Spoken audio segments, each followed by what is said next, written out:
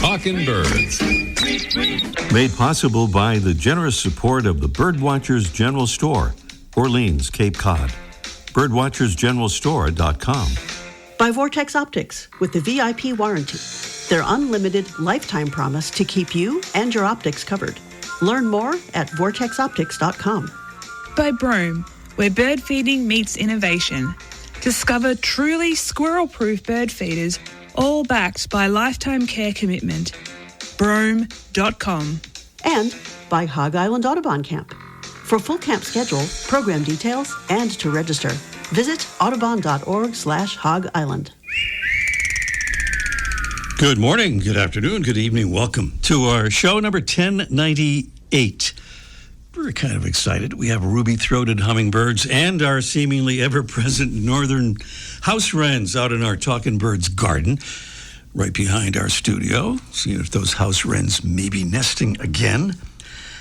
Meanwhile, welcome to week 2 of Plastic-Free July, in which we try to find ways to reduce our use of plastic, especially the dreaded single-use plastic, things we might use for a few minutes before it then lives on somewhere for hundreds of years. We have a special guest today to talk about the problem with plastic, including its effect on birds. Here at Talking Birds, meanwhile, we're continuing to promote plurting. That's picking up litter while birding. It's especially focused on plastic litter, plastic trash. We're inviting listeners to take the pledge to pick up litter while birding by becoming proud plurters. That's what we call it. And we're thrilled to say that we have 4 new proud plurters to thank this week, including Denise Quigley from Carlsbad, California. Thank you, Denise. Thank you to Jim R. from Stockton, California, who says, I've been doing this for years. Well, thank you, Jim. And John from Bloomington, Illinois. Thank you so much, John, for becoming a proud plurter. And thank you to Lynn W. from Dobson, North Carolina, who says, I think this is a wonderful idea. We see so many birds in supermarket and fast food restaurant parking areas eating what they shouldn't be eating. Thank you. Well, thank you, Lynn. To join John and Denise and Jim and Lynn as a proud plurter pledging to pick up litter while birding, please visit our talkingbirds.com website and look for where it says Go Plurting. That's right under the Get Involved tab at the top of the homepage. That's Go Plurting under the Get Involved tab at talkingbirds.com.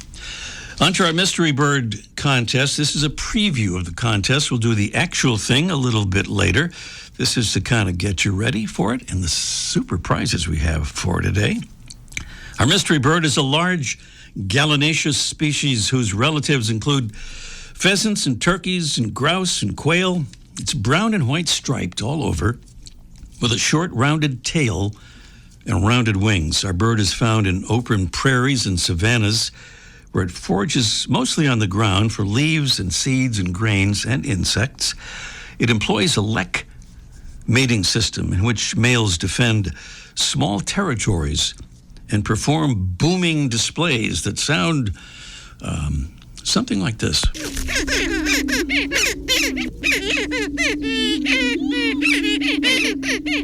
That is our wild-sounding mystery bird. We'll do the actual contest a little bit later on, and wonderful prizes here include a $20 gift certificate to spend with Beauty-O Books, your independent, family-owned birding bookstore, proudly carrying one of the largest selections in the world of new and used and rare and collectible bird books. And we have a birding by ear course from Larkwire featuring highly customizable game-based courses with ID tips from some of the world's best bird feeders. It's a great way to learn about birds and have fun in the process. And today, we also have a special prize drawing ahead. What it means is if you are the winner of our contest today, you'll be entered in the drawing to win something really, really special. It is the Bird Weather app and PUC, or Portable Universe Codec, they call it. It's a little a little item that you can fit in the palm of your hand. You can attach it out to your window or by your window or out on a pole or on a tree or on a fence. It will record the birds that are out there and deliver the information on what it's hearing in real time to your iPhone or Android phone. It is an amazing thing, and it's portable. You can take it anywhere. That's about a $300 value. It's an amazing little gizmo that finds those birds that are out there and tells you what you're hearing. And that's going to be a special drawing. So if you win our contest today, you'll be entered in the drawing we'll do in about 3 weeks to give away that beautiful bird weather.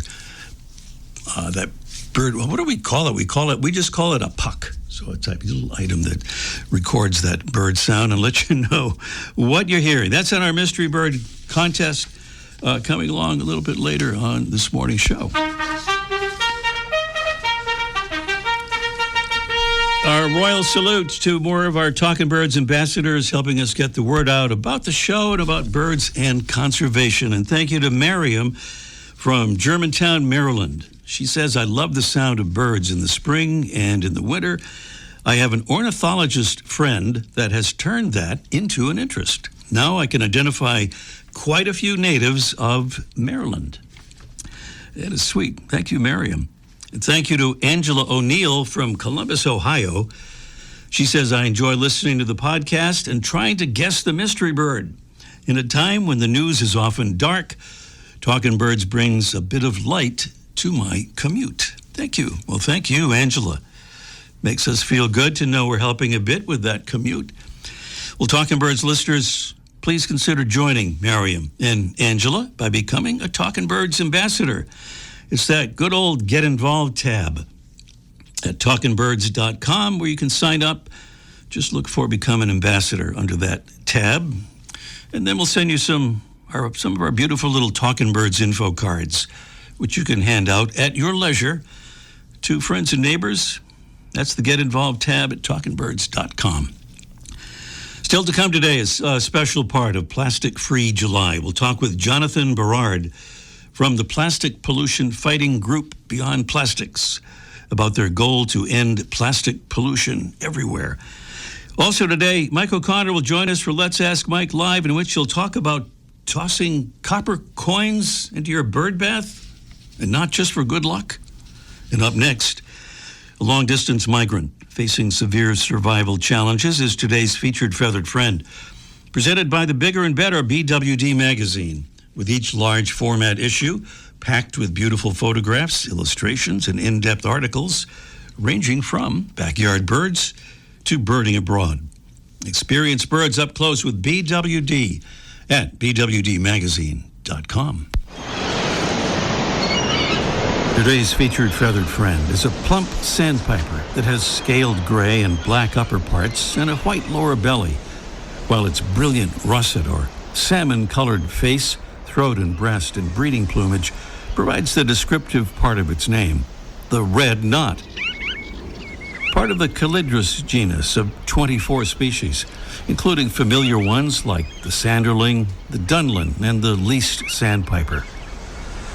On the North American continent, you can get a look at that summer season red knot plumage if you're in northernmost Canada or parts of Alaska and Greenland.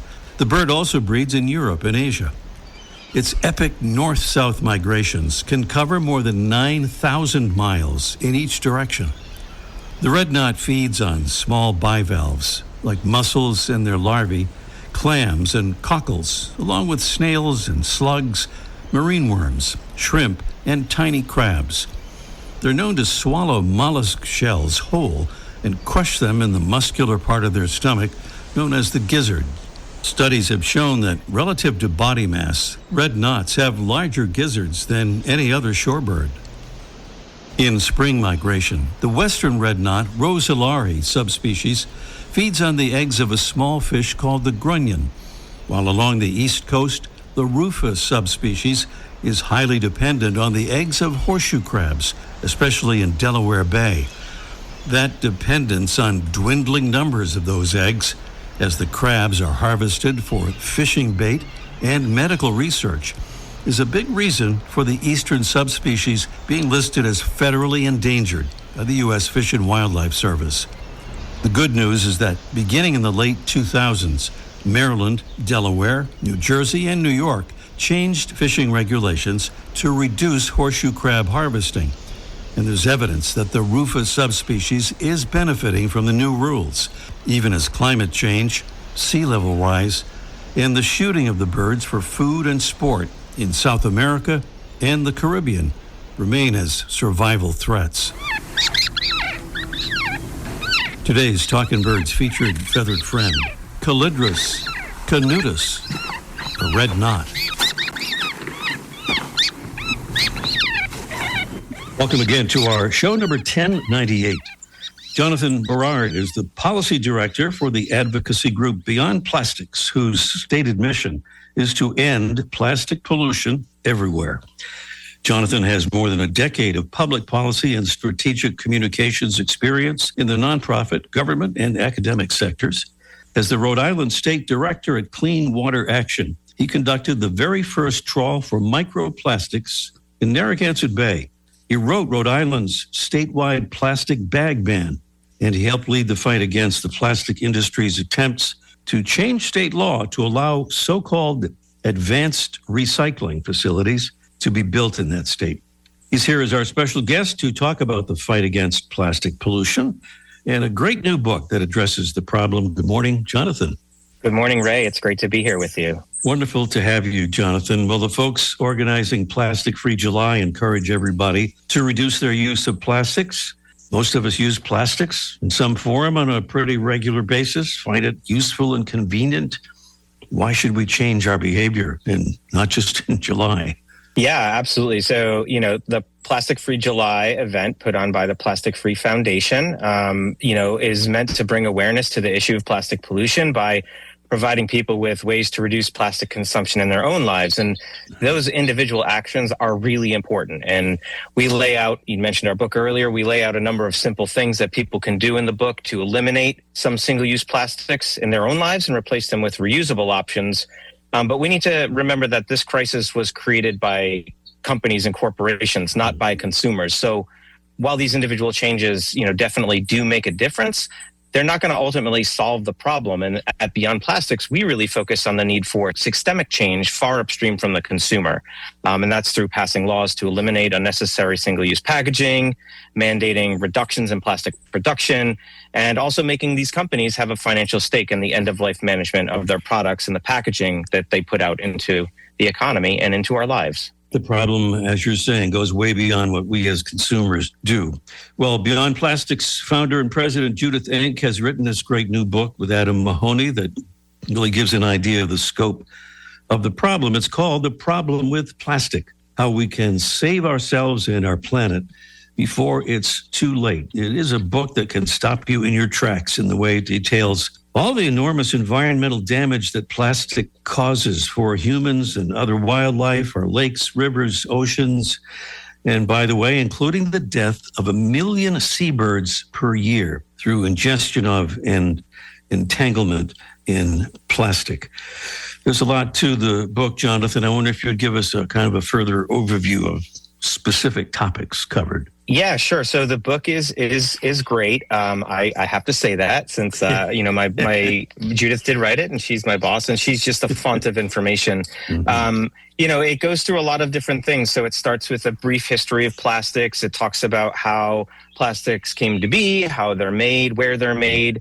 It talks a lot about the environmental impacts that plastic production and consumption has. It talks a lot about the health impacts. Increasingly, we're seeing this link between plastic production and consumption and public health, whether via microplastics or the toxic chemicals that make up plastics and plastic packaging in particular.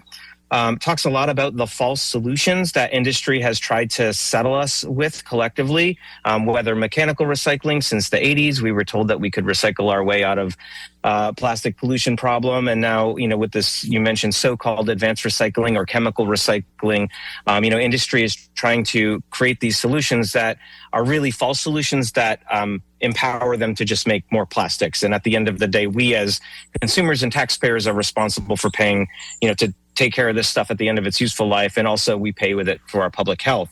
The other thing that it really, drives home is that plastic production and consumption is largely extractive, and a lot of the refinement and recycling and disposal happens in low-income communities and communities of color. And so our book does highlight some of the stories of grassroots activists working in their own communities to try to fight back against the plastic industry. So it lays all of that out. But most importantly, what the book does is that it provides us with a roadmap for where we've been, but where we need to go as well. So it provides hope. There is hope. It provides us, like I said before, with a number of individual actions that we can take. But, the number one thing that we as consumers, as taxpayers, as residents and voters can do is to push our elected officials to pass policies that stop plastic pollution far upstream. We spent the last couple of decades trying to take care of it at the end of its life. And what we really need to do is turn the tap off. And that's what this book really highlights. So, yeah, these steps that we can take to kind of overcome this huge problem that we've been saddled with, and look to a future and a system that is more refillable and reusable, and features less of these problematic plastics in our environment, in our waterways, in our birds, and in our bodies. I just want to ask you quickly about that case in Rhode Island. I think that battle is still going on about advanced recycling there, isn't it? It is, yeah. So several years back, there was a proposal to build a pyrolysis facility, and we were successful in beating back the efforts to change state law that would, that in Rhode Island we have a ban on incineration. Pyrolysis is questionably incineration according to the plastics industry, but we successfully defeated that proposal. But there are new proposals popping up. We're seeing legislation to try to ban pyrolysis facilities that ban sewage. So that was for plastics, but the industry is still pushing this as a viable technology to take care of our waste. We're really focused at Beyond Plastics on plastics, but the fight is not over. And then, the new technologies that the plastics industry is pushing is what we call chemical recycling. And these are a number of different technologies that do not involve combustion in any form, but instead rely on solvents and chemicals to break down plastic into its component parts. And according to them, try to come away with a reusable plastic product. But really what these processes end up making are fuels, oils, lubricants, and a ton of toxic, harmful waste. Sounds like echoes of the tobacco industry and some of the information, shall we say, that the petroleum industry puts out. Johnathan Berard is the policy director for the advocacy group Beyond Plastics, whose stated mission is to end plastic pollution everywhere. The book we talked about is The Problem with Plastic: How We Can Save Ourselves and Our Planet Before It's Too Late. If your local bookshop doesn't have it, they can order it for you. And we really do urge everyone to take a look at this book. You can also find the book on the Beyond Plastics website, where you'll also find tons of useful and enlightening and inspiring information. It's beyondplastics.org. Johnathan, thank you for your great work, and thanks for being on the show. Ray, it's been a pleasure to talk to you. Up next, it's our Mystery Bird contest in just 1 minute. The flutter of a tail feather, the flash of a wing bar in mid-flight. You don't always have a lot of time to identify a bird in nature, let alone to appreciate its beauty. But with Vortex Optics, you'll have the power to bring every wild moment closer. When you choose Vortex, you're choosing to have a partner in the field as passionate about nature as you are. Whether you're spotting old friends on the backyard feeder or packing for a once-in-a-lifetime trip to add a few species to your life list, Vortex offers a full range of optics and optics accessories for every birder and every budget. And whether the birds are taking you to another state or another country, you're always covered by the Vortex VIP warranty, an unlimited lifetime promise to keep you and your optic covered. If you'd like to learn more, or if you need help choosing your next optic, give Vortex a call at 1-800-4VORTEX or visit vortexoptics.com. There's that sweet-sounding mystery bird again, and we're back here to the contest proper. Quickly, our mystery bird is a large gallinaceous species whose relatives include pheasants, turkeys, grouse, quail. It's brown and white striped all over with a short rounded tail and rounded wings. It's a bird of the prairies and savannas. Feeds on leaves and grains, seeds, and insects, mostly on the ground. That would be our mystery bird, and beautiful prizes await, including that $20 Beauty of Books certificate, the Birding by Ear course from Larkwire, and a chance to win that beautiful bird weather recording device in a drawing that we'll do in a few shows from now. But if you win today's contest, you'll be eligible for that drawing. We have Charlie in the great state of Pennsylvania. Let's see. No, we're not going to take the calls just yet. I'm new at this, so I don't remember the sequences. We'll talk to Mike first. All that way. We'll talk to Mike first? That sounds like a swell idea. Let's ask Mike live in just 1 minute. Squirrels have one mission in life: eat your birdseed. They hang, they swing, they stretch, climb, and plot their next move. For squirrels, your bird feeder is the ultimate prize. But now, they've finally met their match. Introducing the Squirrel Buster Evolution. When a squirrel climbs onto the feeder, its own weight automatically closes access to the seed, stopping the theft instantly while birds continue to feed comfortably. No batteries, no tricks, no complicated setup. Just smart, proven squirrel-proof technology that works day after day, season after season. That's why the Squirrel Buster Evolution was named Best New Birding Product of 2025 by the Wild Bird Feeding Institute. So let the birds enjoy the feast, and let the squirrels keep trying. Look for the Squirrel Buster Evolution at Brome.com or at your local bird shop. Well, we've been hearing a lot about algae lately, particularly with that large man-made water feature there in Washington, D.C. Well, Mike O'Connor has an idea about this on a kind of a smaller, what should we say, a smaller focus having to do with bird baths. Good morning, Mike. Good morning, Greg. Yeah. After I solve the bird bath problem, I'm going right down to D.C. All right. To get that reflecting pool. Get it going. Watch for me in the news. Nobody else has figured it out, so you should probably be the one to do it. So this has kind of a coins in the fountain aspect to it. Am I right? A little bit. Yeah, I've been hearing this for really decades, like 40-plus years. Customers have told me if you take old pennies back before 82 when they were made of mostly copper, and you put a few in your bird bath, that would solve the algae problem. And I said, okay, and then I just laugh and ignore them for 40 years. But now it seems to gain some traction, and there's companies that actually make copper discs. They're like the size of maybe a coaster, for your drink, or like a CD. They're made of mostly copper, and you put those in your bird bath, and the idea is to stop algae from growing, which can be a little bit unsightly.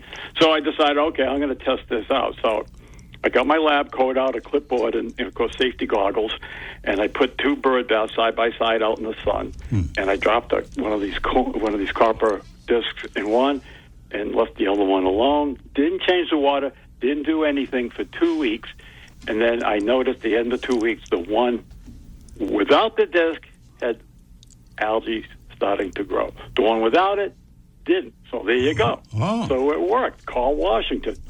Wow. However, when I flipped them, I took the copper from the one without the algae and put it the one with the algae. I thought, okay, this will get rid of the algae, and the other one, it didn't. It just kept growing algae. So its effect on the water was minimal. People, if you're worried about copper being bad for birds, I wouldn't worry too much about that because all our pipes are copper, and that's where the water comes from. And more importantly, and this water didn't get changed for 2 weeks. If you change your water every day or two, is what you should do, then I don't think any of this matters. I mean, they're kind of cool and they're kind of fun to put in there, and maybe it cuts down slight of the algae, but the algae is not the issue for birds. It's the birds themselves. They get on the bird bath, they bring in whatever parasites they have. They have their droppings go in the water, and that's really the thing you have to be concerned about, not a little bit of green algae. So every day or two, you should wash out your bird bath, scrub it out with a brush, and put fresh water in. And more importantly, your source of water is the important thing. Garden hoses, especially the cheap ones that come from like the dollar store or big box store, they're cheap and they're made out of toxic material.